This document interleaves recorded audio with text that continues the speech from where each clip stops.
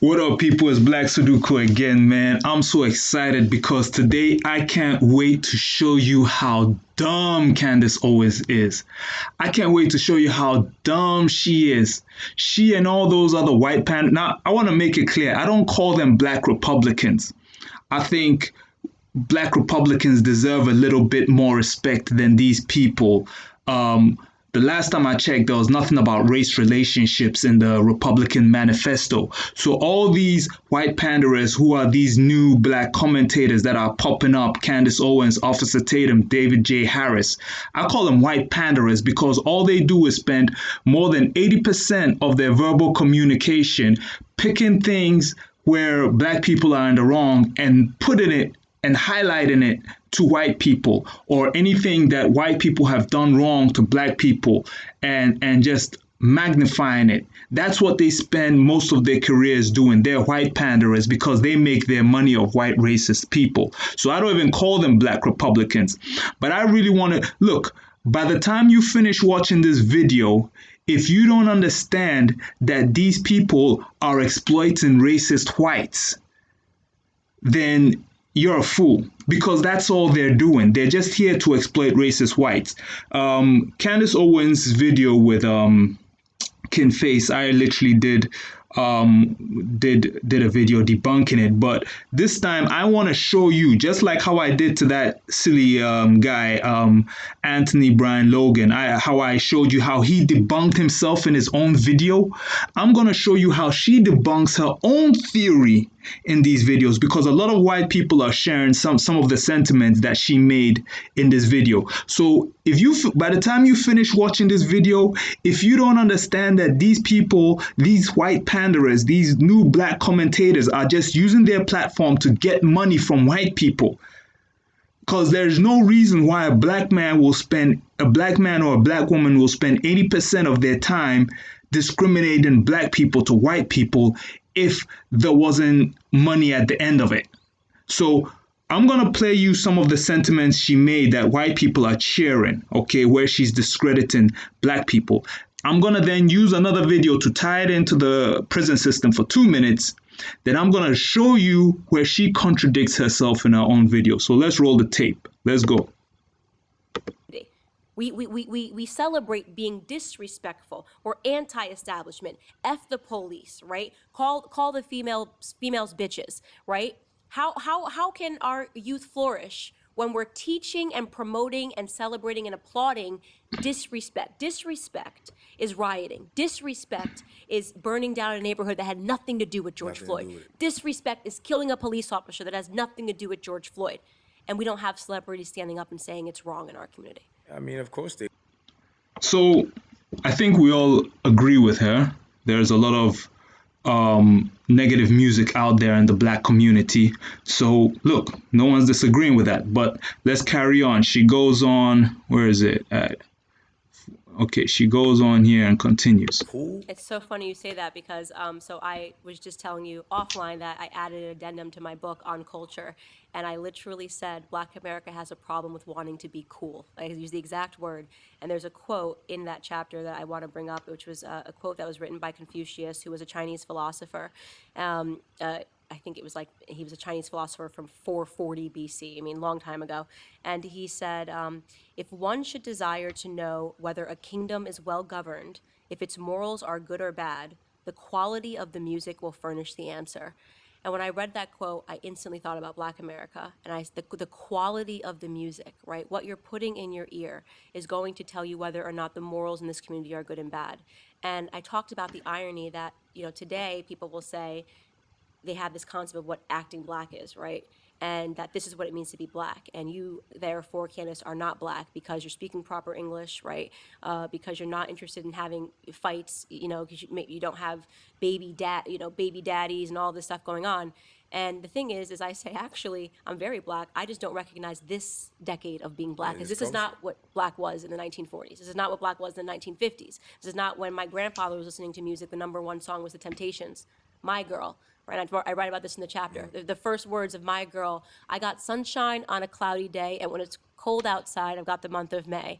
And then I looked at the top song right now in Black America, and it's Megan Thee Stallion and Beyonce, and the first lyrics are like, "I'm that bitch, I'm this bitch," wait, and I'm thinking this happened in the span of 40 years, right? 40 years. So what happened to Black culture?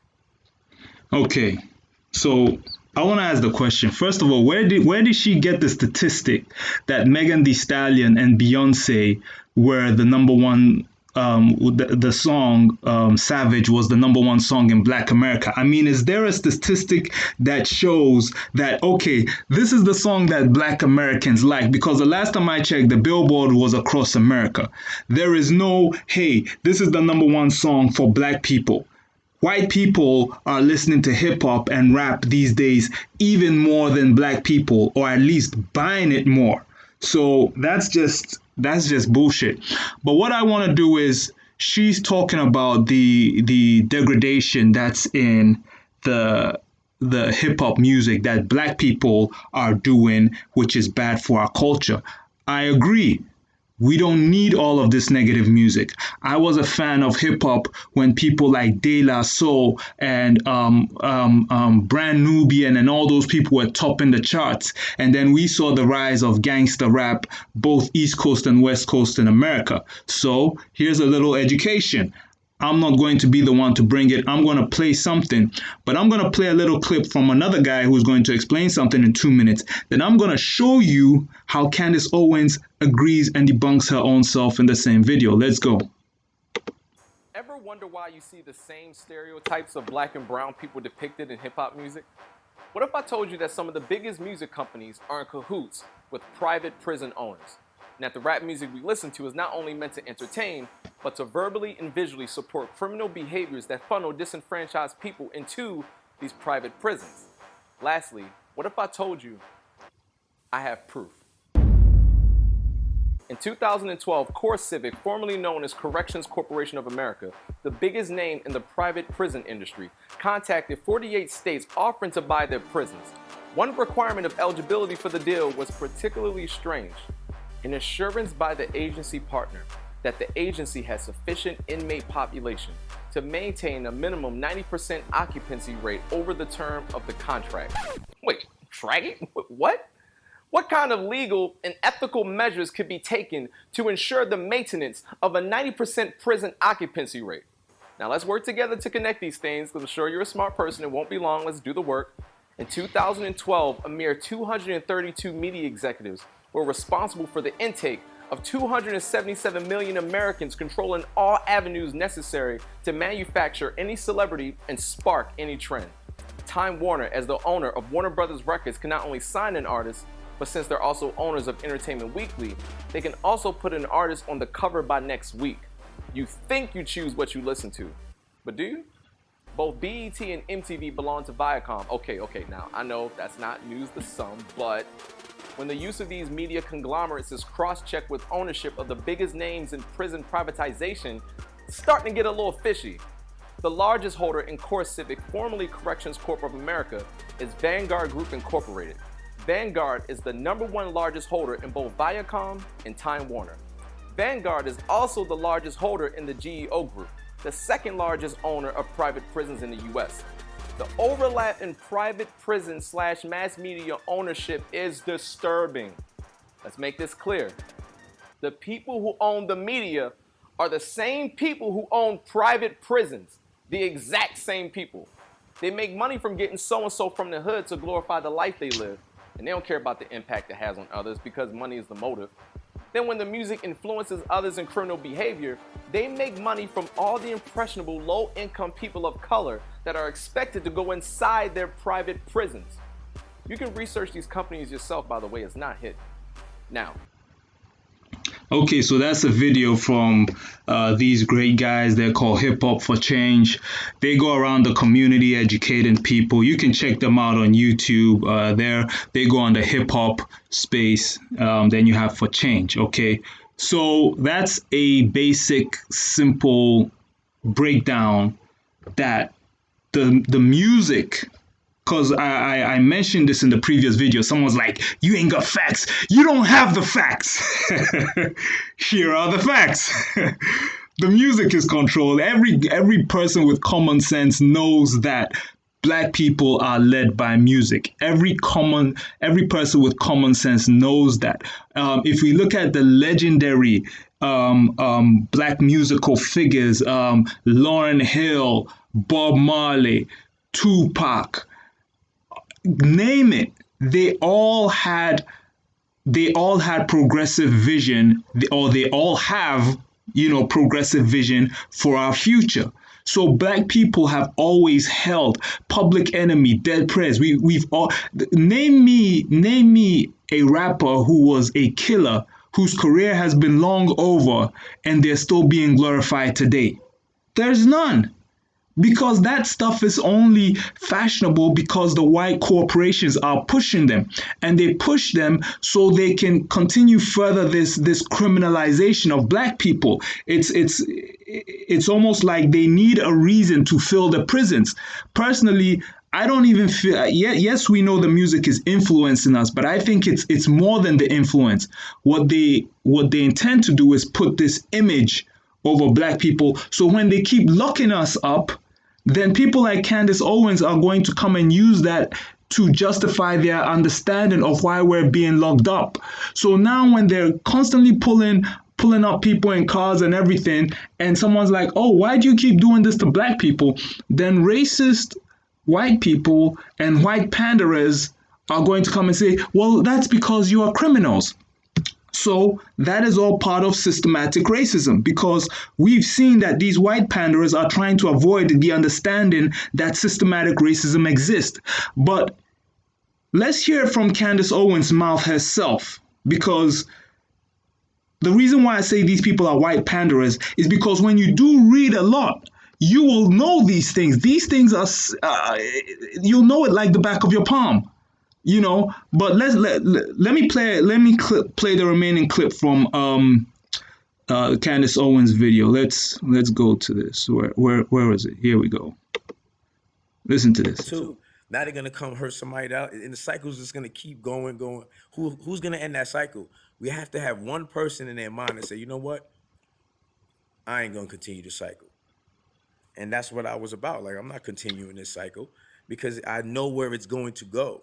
So am I going to let my choose certain Sorry, I got the wrong part. It starts from here. things? And I attach that to intellect too. I think, as the education system continues to fail Black America, because it is failing Black America, when you can look in California and 75% of boys can't read, when you can go into Baltimore, 75% of Black boys can't pass a basic literacy exam. We can go into Baltimore and across 5 schools can't find one child that's literate, proficient in math and writing. You have an issue. We have a larger issue. And the issue, as I understand it, from some recent books that I read, is that they've dumbed down the education system because they think anything that's considered a challenge now is not fair to Black America, right? So you actually have schools that are teaching Ebonics because they're saying that the schools need to be more cultural and adapt. It's the same thing with, like, before, English used to be a requirement. Now they're insisting on allowing kids to never have to learn a word of English and, just speak Spanish throughout all of school and making sure those programs are available. So we're seeing this sort of corroding of the education system. And if you can't, think, right, you're not going to be able to think through a situation or a conflict, right, and say, okay, what are the benefits here? This person, I'm upset about this. What are the 3 different ways I can handle this? My thing is always pick up the phone and call someone. Okay. Do you hear Candace Owens specifically telling you that they're dumbing down education for Black America? Now, if this is not me picking up something, don't ask me for the facts. If you don't like this message, go ask Candace Owens for the facts. She is specifically telling you that white America, or should we just say America? Let's not put the color behind it. America is dumbing down education for Black people. So now I've just proven to you how the music industry is tied to the prison industry. Candace Owens is also showing you that the education system is dumbing down education for Black America. So when you take those 3 things and you put it together, what do you think we're having? We're having a school to prison cycle for Black men. Now, if you also take the welfare system that requires the woman to not have a man in her life in order to get public housing, do you not understand what systematic racism is. Candace Owens has just showed you, she said it herself.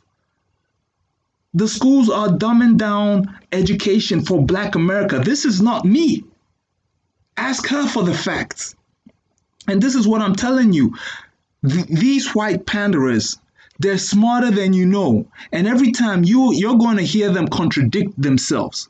But you see, they make their money from the white community. Their spouses are white people. Dr. J. Harris, Officer Tatum, Candace Owens. They're here to please the white people, but they're smarter than that. They're not dumb. They're not as dumb as you think. They know the attack going on Black people, but they know that their base is coming from racist whites, so they have to appease to them. And here's my thing. I will say this in every video that I do. I want people to understand this.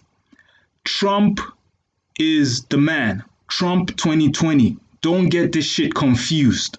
Okay, the Democrat Party is the party that is, in fact, should I even say the Democrat Party? Let's say what Trump calls the deep state, the elite. This is the same people that have been messing the world worldwide, from Africa, Black communities, everything. The deep state, they're fucking up the whole world for global control. As, let's say, what's that guy who got kicked off radio? What's his name? He got kicked off. He'll say globalization. Do you understand what I'm saying? I will never support that. I will never support the Democratic Party. All right. Trump is the man, but being a Republican or supporting Trump is not necessarily having anything to do with your racial views, unless you want to look at it in a progressive situation, like, okay, where are Black people at and what are the policies that are good for Black people? What these white panderers are trying to do is they've latched onto the Republican movement and the fact that Trump is in the right. And so they're trying to say, yeah, you see, Trump is in the right and we're the people who pander to white people. So you got to share the same views as us. And what I want to say is, if you're a Black Republican, you don't need to embrace these views that these white panderers are trying to put out there. You can support Trump, you can be a Republican, and you can still understand that there's systematic racism. You can still want to fight for justice for Black people. Don't be absorbed by their fake rhetoric that for some reason everything white people have done. I'm telling you, Officer Tatum it's in his videos. He was justifying Jim Crow. In a video, he was trying to explain why Jim Crow is okay.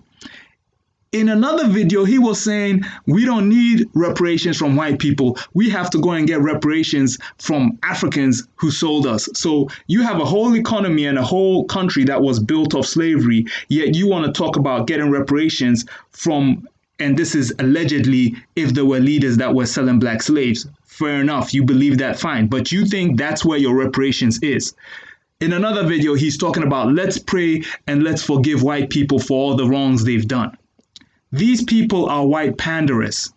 They're people who started off wanting to be hardcore activists or political people for Black people. They got captured by the white P or the white D, and now they just want to tarnish the name of Black people in the name of politics. And there it is. There you have Candace Owens letting you know 100% that there is systematic racism. Trump 2020, vote for Trump, but you don't need to hate yourself to vote for Trump.